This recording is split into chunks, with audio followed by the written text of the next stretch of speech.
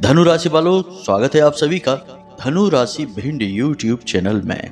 बंधुओं, इस पितृ पक्ष में इस एक चीज को अपने घर जरूर लेकर आना, हर हालत में लेकर आना। और यह एक चीज इतनी अधिक शक्तिशाली है कि यह हर प्रकार के भूत प्रेत, टोना टोटका, तंत्र मंत्र या फिर किसी भी प्रकार की नजर और नकारात्मक ऊर्जा को आपके जीवन और आपके घर से कोसों दूर भगा देगी। इस एक चीज के अंदर इतनी अधिक शक्ति है कि जिस इंसान ने इसे अपने जीवन में, अपने घर में लाकर एक बार रख दिया तो समझ लो कि उसका उद्धार निश्चित है। छोटी से छोटी और बड़ी से बड़ी, भयानक से भयानक तांत्रिक क्रिया और भूत प्रेत की शक्तियों की काट है इस एक चीज के अंदर। इस एक चीज के प्रयोग की कुछ विशेष विधि है, नियम है, कुछ संस्कार और सावधानियां भी हैं।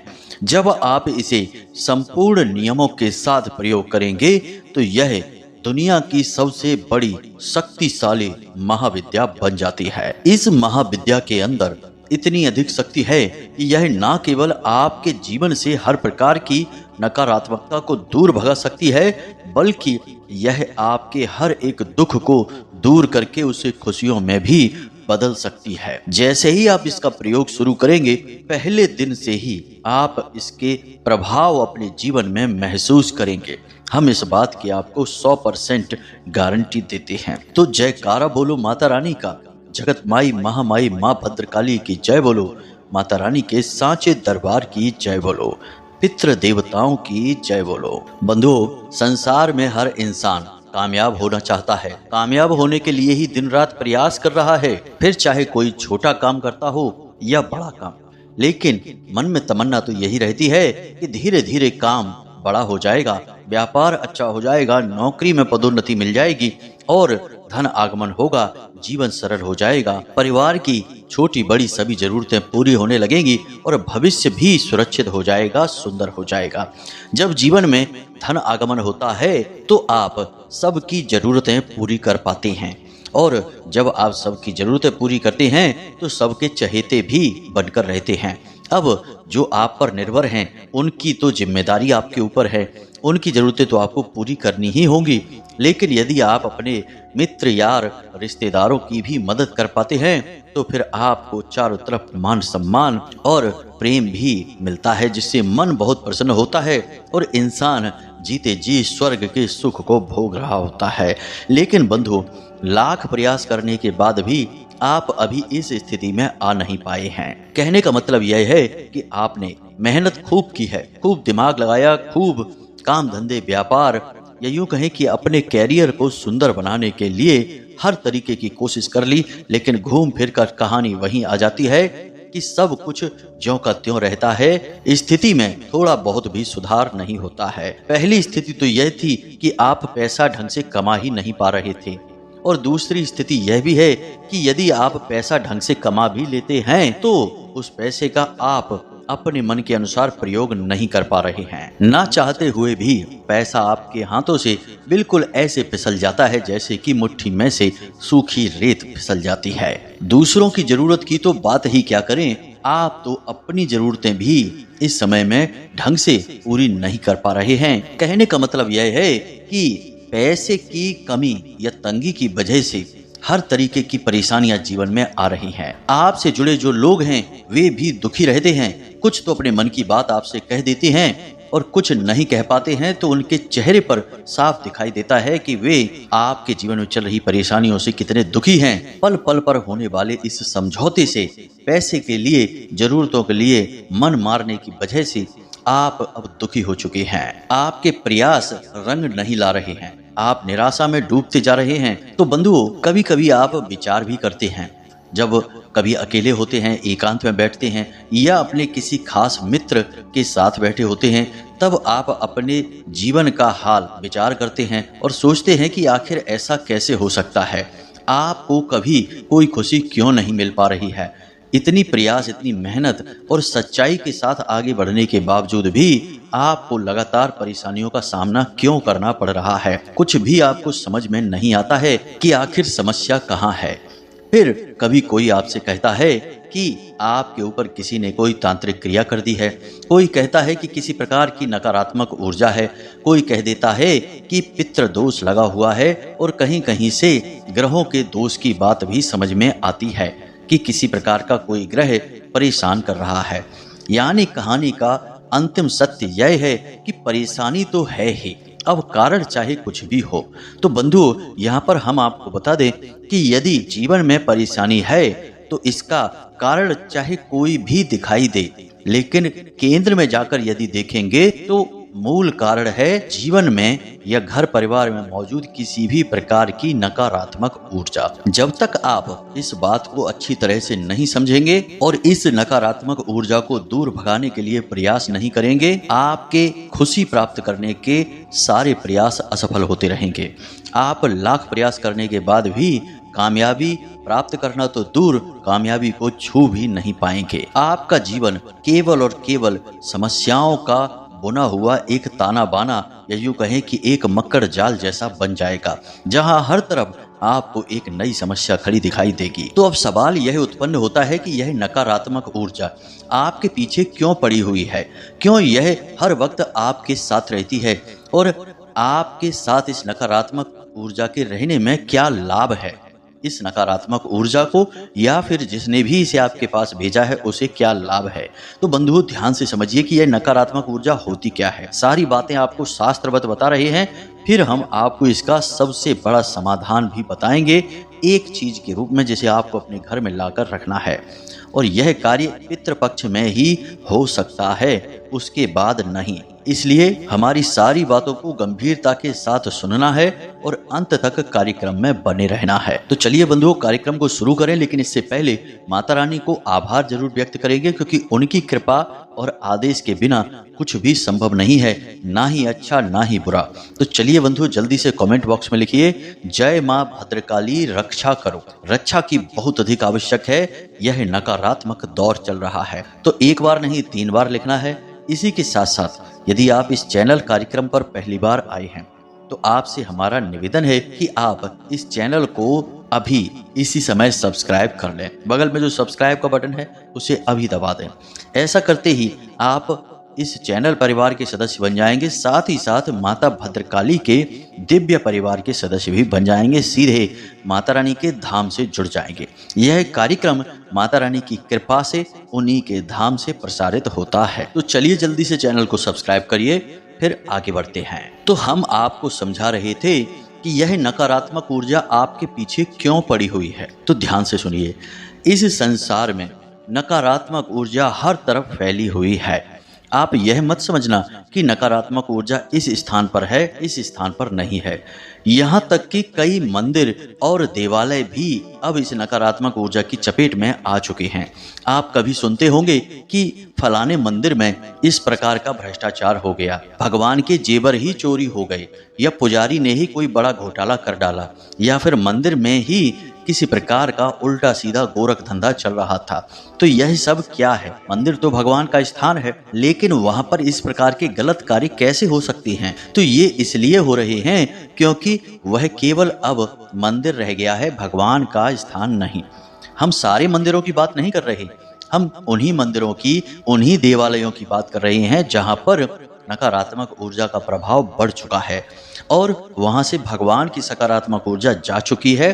अब उन मंदिरों में केवल गोरख धंधे चल रहे हैं, भ्रष्टाचार चल रहा है। जी हाँ बंधुओं, बात सुनने में भले ही थोड़ी कड़वी है, लेकिन आज के दौर की है, आज के समय की है। कहने का मतलब यह है कि अब नकारात्मक ऊर्जा जो है वह चारों तरफ, हर तरफ फैल चुकी है। अब आपको हर पल प्रयास करना होगा कि इस नकारात्मक ऊर्जा से बचें। पुराना जमाना जो आज से 100-200 साल पुराना था, उस समय का दौर सकारात्मक दौर था। तब लोग एक दूसरे से हमदर्दी करते थे, एक दूसरे की तकलीफ समझते थे, प्रेम से रहते थे।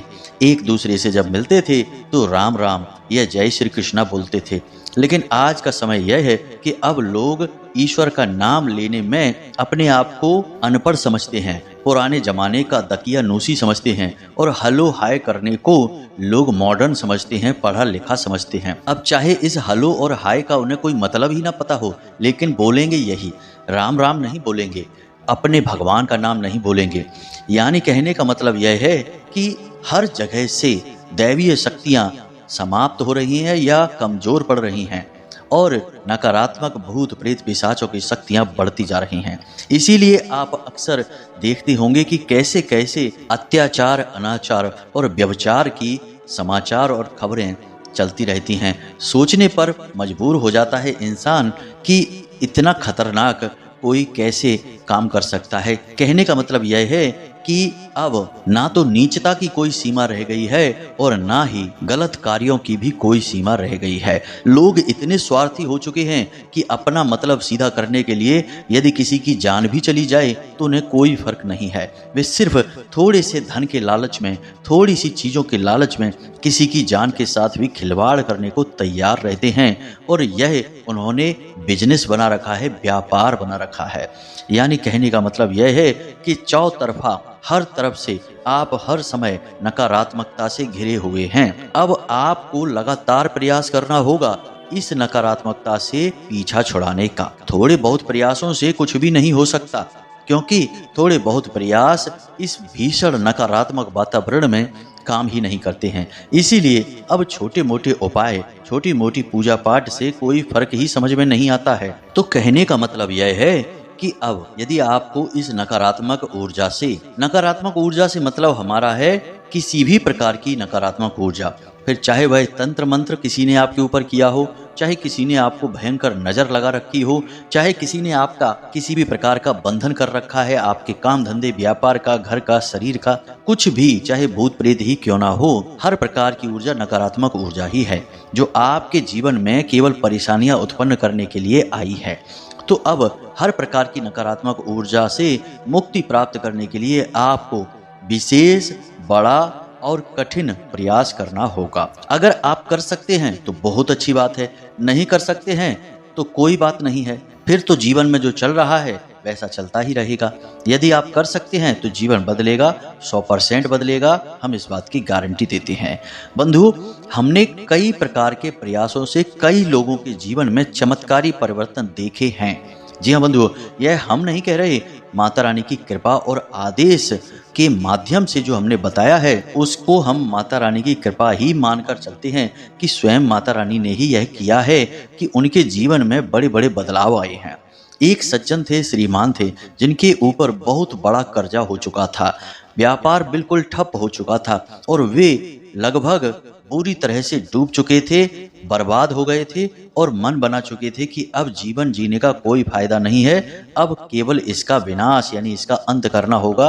अब हम कहना नहीं चाहते हैं, ऐसे खतरनाक कार्य के बारे में उन्होंने मन में विचार पक्का कर लिया था। फिर जब वे हमसे मिले तो हमने उन्हें एक बहुत ही अच्छा और शक्तिशाली भोले बाबा से जुड़ा हुआ उपाय बताया और 5 सोमवार उस उपाय को करने के लिए बोला। और यकीन मानिए कि उन्होंने उस उपाय को पूरे भाव से किया भी, क्योंकि जो इंसान अधिक तकलीफ में होता है उसके दिल से जो पुकार निकलती है उसे भगवान जरूर सुनते हैं, क्योंकि वह बहुत ही गहराइयों से, दिल की अंतिम गहराई से भगवान को पुकारता है, भगवान को ही सब कुछ मान बैठता है। संसार से तो वह दुखी हो ही चुका है।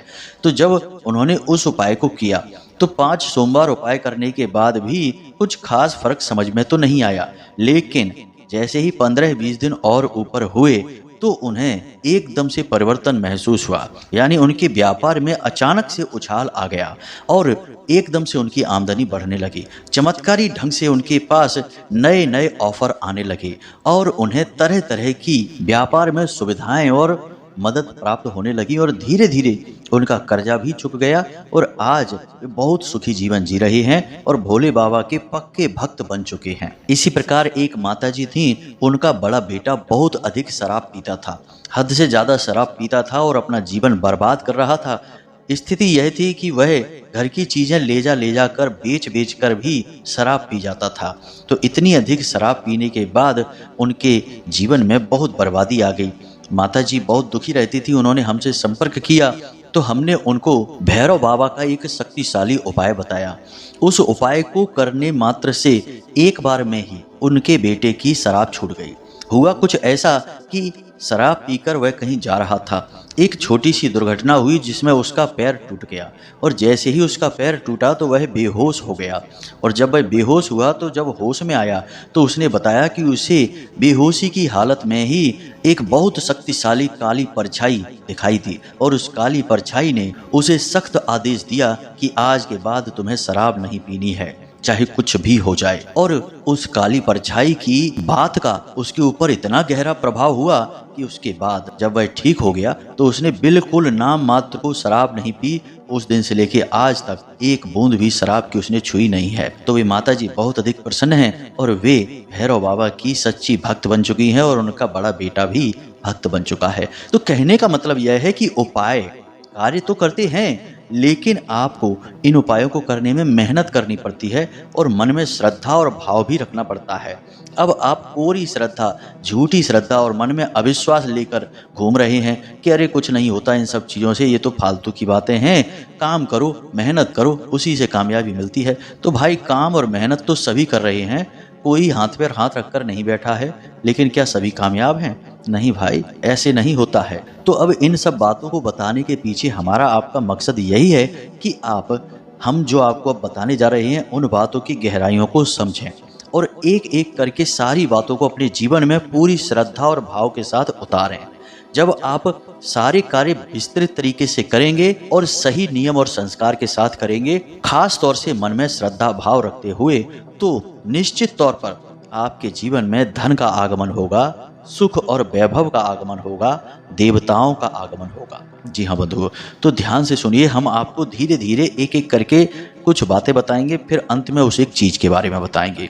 तो सबसे पहले आपको क्या करना है कि अपने घर के मुख्य दरवाजे के सामने यदि कोई भारी चीज़ है तो उसे तुरंत हटवा दें। यानी कोई गाड़ी अगर पार्क रहती है तो उसे हटवा दें, या फिर वहाँ पर कोई गड्ढा है, कचरा डला रहता है, या किसी प्रकार की कोई टंकी है, कुछ भी ऐसा जो आपके घर के दरवाजे के ठीक सामने है उसे हटवा दें। दूसरा कि आप जब अपने घर में प्रवेश करते हैं तो उसके ठीक सामने यदि कोई शीशा लगा हुआ है तो उसे भी तुरंत हटा दें। ये 2 काम आप करें। तीसरा, अपने घर के मुख्य दरवाजे की अच्छी तरह से सफाई कर दें और रोज़ सुबह शाम जल का सिंचन करें। साथ ही साथ रोज़ शाम के समय एक दीपक वहाँ अवश्य जलाएं प्रदोष काल में, यह बहुत ही अनिवार्य है। इसी के साथ साथ आप अपने घर के मुख्य दरवाजे पर बाईं ओर अंदर की ओर एक लक्ष्मी कलश जरूर स्थापित करें। हम अपने पिछले कई कार्यक्रमों में लक्ष्मी कलश के बारे में आपको बता चुके हैं, आपको उसके बारे में कुछ आइडिया अवश्य होगा। यदि नहीं है तो आप हमसे कमेंट करके पूछें, हम आपको बता देंगे। तो लक्ष्मी कलश अवश्य स्थापित करें इस पूरे पितृ काल में। जी हाँ बंधुओं, जब तक यह पितृ पक्ष चल रहा है लक्ष्मी कलश को लगातार स्थापित रहने दें। अब कुछ और छोटे छोटे जरूरी कार्य हैं। पहला कार्य यह है कि अपने घर के मुख्य दरवाजे पर एक तोरण अवश्य बांधें। तोरण बांधने के लिए आपको 3 प्रकार के पत्तों की आवश्यकता है। सबसे पहले आम का पत्ता, फिर अशोक का पत्ता और तीसरा पीपल का पत्ता। जी हाँ बंधुओं, इन 3 पत्तों की तोरण आप बांधें। तोरण बहुत अधिक शक्तिशाली होती है, इसे बंदरवार भी कहते हैं। यह बहुत अधिक शक्तिशाली है नकारात्मक ऊर्जाओं से बचाव के लिए। इसी के साथ साथ अपने घर के मुख्य दरवाजे के दोनों तरफ पंचशूलक भी अवश्य लगवा लें। यानी घर की महिलाएं हल्दी में अपने दोनों हाथ के पंजे डुबाएं और दोनों पंजे यानी एक एक जोड़ी पंजे की दरवाजे के दोनों तरफ लगा दें। आपने देखा होगा कि पुराने जमाने में हर घर के दरवाजे पर पंचशूलक अवश्य लगाए जाते थे। पंचशूलक हर प्रकार की नकारात्मक ऊर्जा को दरवाजे पर ही रोक देते हैं, तो यह आप अवश्य कर लें। इसी के साथ साथ अपने घर के दरवाजे पर 7 हरी मिर्ची और 1 नींबू काले धागे में पिरोकर अवश्य बांध कर रखें। कोई कुछ भी कहे, कोई मजाक उड़ाए या आपसे कोई कुछ कहे कि आपने ये क्या कर रखा है, ये तो बहुत पुरानी चीज़ें हैं, अब इनका क्या काम है, आज विज्ञान का युग है, ये है वो है, कुछ भी कोई आपसे कहे आप उसकी एक शब्द भी मत सुनना। आप यह कार्य जरूर करना। इन कार्यों का सीधा प्रभाव आपको तुरंत अगले ही दिन से दिखाई देना शुरू हो जाएगा। तो किसी की सुनिए मत, आप वही करिए जो सही है। और हर 3 से 4 दिनों में इस नींबू और मिर्ची की सामग्री को बदलते रहिए। अब एक और खास बात कि इस पूरे पितृपक्ष आपके घर में जिस पानी से पोंछा लगता है उस पानी में थोड़ा सा समुद्री नमक अवश्य मिलवाएं। यह भी घर की हर प्रकार की नकारात्मकता को दूर भगाने के लिए अत्यंत आवश्यक, बेहद शक्तिशाली है। साथ ही साथ आप जिस पानी से स्नान करते हैं उस पानी में भी थोड़ा सा एक चुटकी समुद्री नमक अवश्य मिला लें। अब आप ध्यान से सुनिए, हम आपको उस एक चीज के बारे में बताने जा रहे हैं। तो बंधुओं, उस एक चीज का नाम है हत्था जोड़ी। अब यह हत्था जोड़ी क्या है? हो सकता है कि आप में से बहुत सारे लोग इसके बारे में जानते हो या बहुत सारे लोगों ने आज पहली बार ही इसका नाम सुना हो।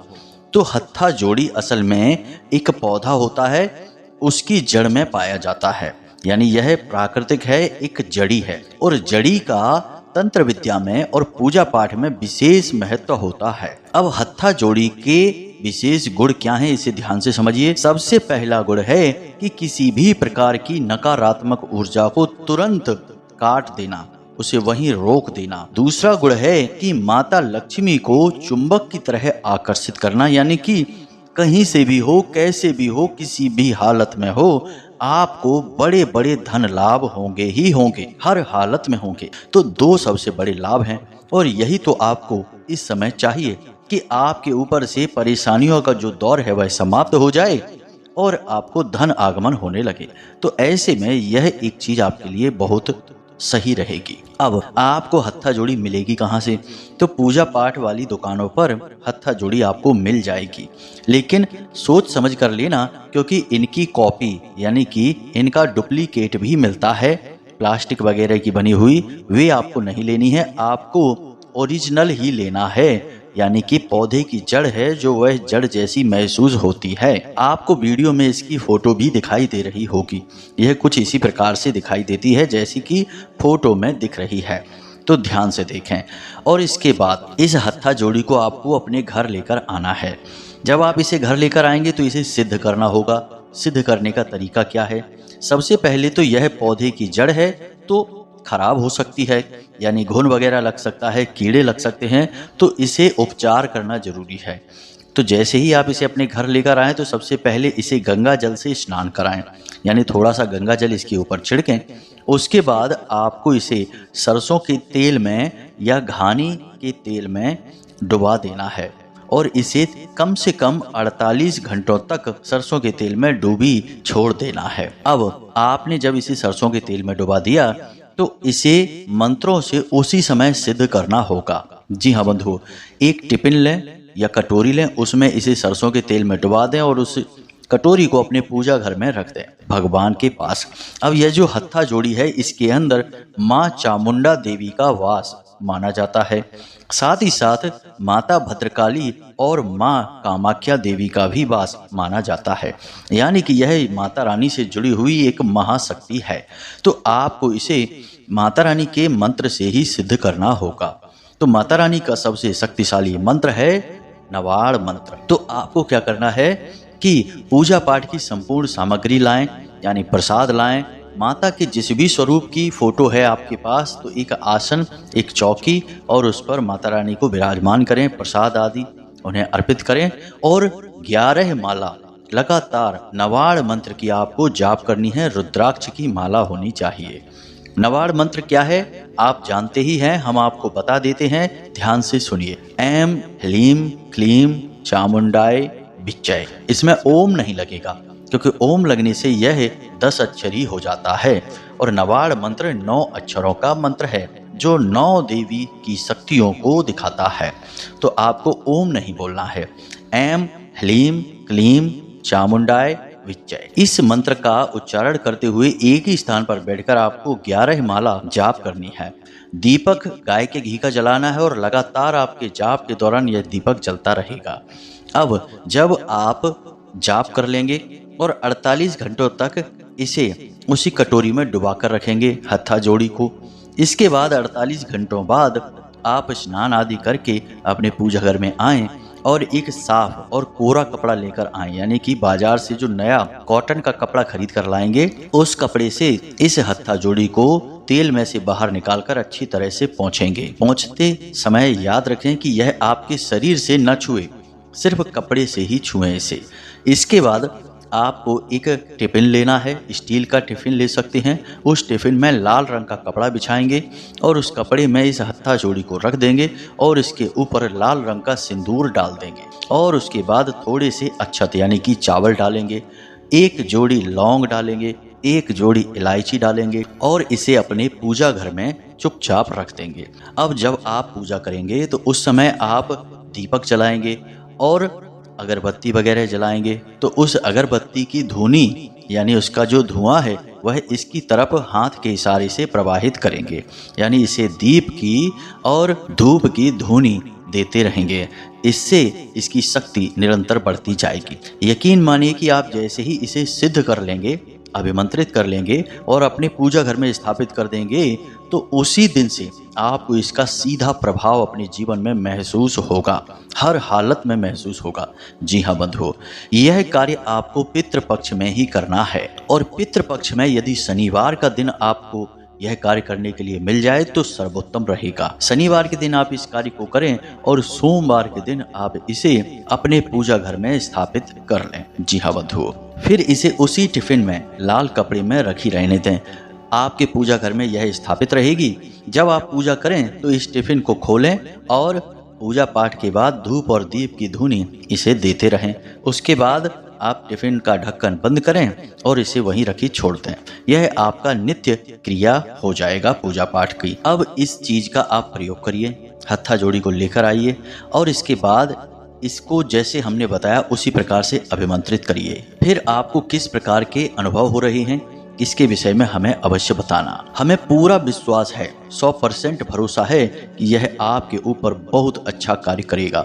अब तक कोई ऐसा मिला ही नहीं जिसने यह कह दिया हो कि गुरुजी इस प्रयोग ने हमारे ऊपर कार्य नहीं किया है। वैसे वर्ष में और भी समय होते हैं जब आप इसे अपने घर में ला सकते हैं, सिद्ध करके स्थापित कर सकते हैं, लेकिन पितृपक्ष हुआ, 9 देवियों का समय हुआ या फिर दीपावली का समय है, यानी कि जो पवित्र दिन होते हैं उन दिनों में इसे घर में लाना बहुत अधिक लाभदायक होता है, क्योंकि तब ऊर्जाएं वैसे ही आपके पक्ष में होती हैं, आपको लाभ देना चाहती हैं। तो उम्मीद है कि जो जानकारी हमने आपको दी है वह आपको अच्छी तरह से समझ में आ गई है।